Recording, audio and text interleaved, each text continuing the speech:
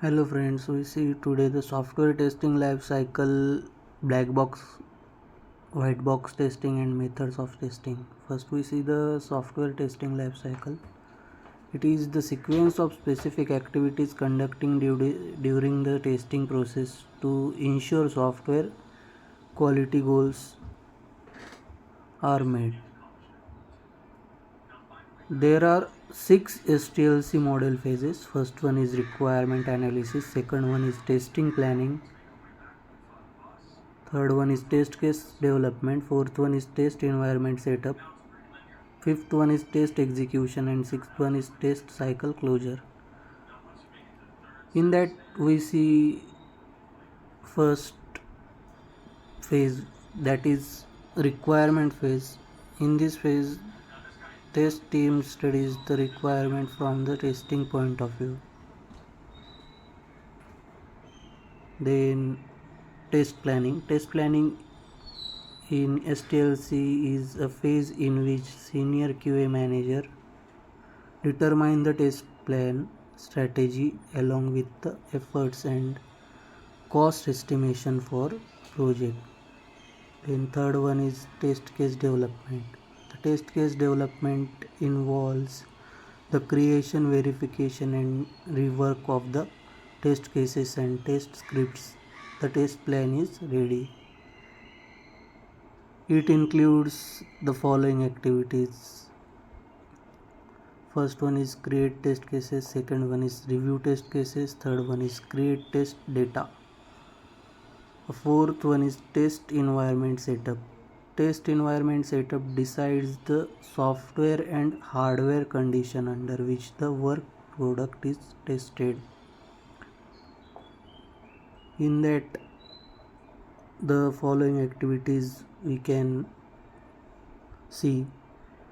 The first one is understanding the required architecture, second one is setup environment and test data, the third one is the perform smoke test on the build.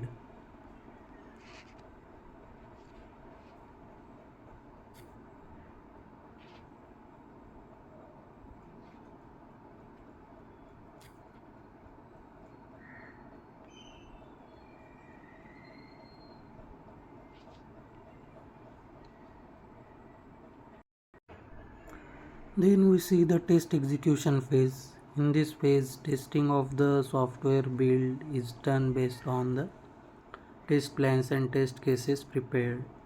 In that, activities included in this phase as follows: execute test as per test plan, document test results and log defects for failed cases, map defects to test cases RTM, and restart the defects fixes, track the defects to closure. Sixth one is test cycle closure. In sixth, evaluate cycle completion criteria based on time, test coverage, cost, software critical, business objectives, quality. Prepare test metrics based on above parameter. Prepare test closure report. Then we see the difference between black box and white box testing. In that, first we see the black box testing. What is the main difference of in black box and white box testing? The first one is, it is the internal structure or the program or the code is hidden and nothing known about it. In white box, it is the way of testing in which the tester has knowledge about internal structure or the code or the program of the software. In black box testing, implementation of the code is not needed. In white box testing, implementation of the code is needed. Third one is mostly done by software tester, mostly done by software developer. In black box testing, it is referred on outer or external software testing, and in white box it is the inner or internal software testing. Then it is functional test of the software, and in white box testing it is the structural test of the software. Knowledge of programming is not required in black box testing and white box testing. Knowledge of programming required. In black box testing it is also called as closed testing, and in white box it is also called as clean box testing. In black box testing least time consuming, and in white box testing most time consuming. For example, we see in the black box testing, search something on the Google by using the keywords, and in white box testing by input to check and verify the loops. Then we see the different methods of testing. First one is accessibility testing.